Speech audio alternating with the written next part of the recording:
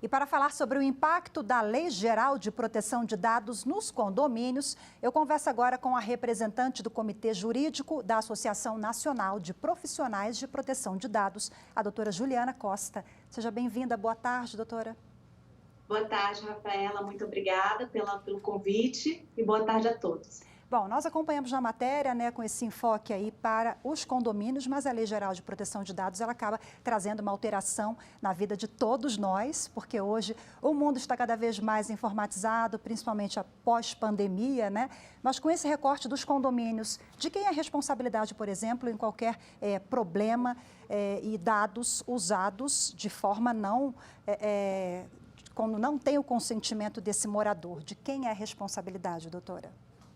Na verdade, Rafael, o que acontece? Nós temos aí duas questões, a questão do condomínio propriamente dita e nós temos também a questão das administradoras de um modo geral. As administradoras, elas vão ter que ter essa gestão, porque elas podem sim, atuando como controladora desses dados pessoais, ser responsabilizadas diretamente, inclusive. Os condomínios têm que ter muito cuidado, formalizar uma contratação, junto a essas administradoras, e se for somente um condomínio, formalizar isso junto aos seus fornecedores e terceiros contratados também, Então, porque em relação a esse próprio condomínio também pode ser recaída com responsabilidade. Agora, esse dado também, ele precisa ter ligação direta com a atividade fim, digamos ali, Então, o condomínio, por exemplo, ele não pode perguntar, não pode exigir informações pessoais que não tenham ligação direta com o acesso ao prédio. Eu acho que isso é muito relevante, porque a gente tem que analisar, de acordo com a Lei Geral de Proteção de Dados, do ponto de vista do próprio titular. Se isso, por mais que exista uma base legal atinente à garantia da prevenção, à fraude, à segurança dele, algumas questões têm que ser respeitadas em relação ao direito fundamental da privacidade. Então, por esse motivo, normalmente isso é deliberado em assembleia, então algum condômino que eventualmente não queira divulgar alguns dados especificamente adequados, necessários e com aquela finalidade, ele tem que ser alertado das consequências do não fornecimento. Isso a lei já... Concluir. Não, sim, isso a lei já deixa de pronto, bem claro.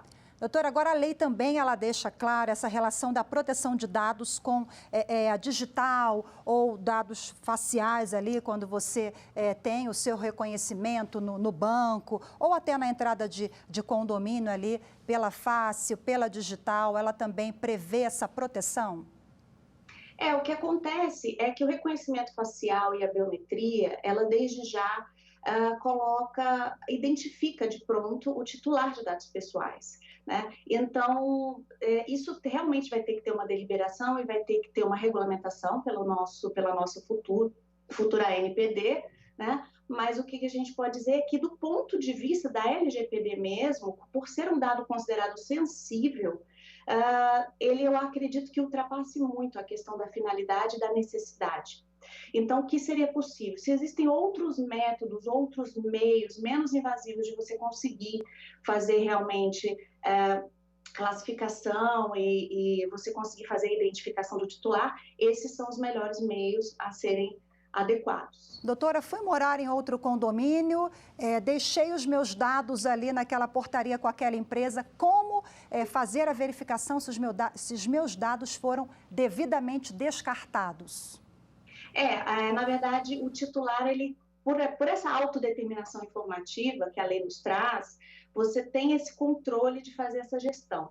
Então, o titular pode fazer essa solicitação e ele tem todo o direito de, no prazo razoável, receber como que foi feita a forma de descarte, se houve o descarte ou a negativa, porque muitas vezes você tem um período de retenção aí, Algumas empresas utilizam 3 anos, outras por critérios trabalhistas também um pouco mais, e no caso de visitantes, eu acredito que exista aí uma flexibilização. Tem que haver uma ponderação, até pela questão de segurança do próprio condomínio, mas é muito importante que a empresa forneça esses dados para o titular. Se houve descarte, quando houve e qual foi o setor responsável por esse descarte.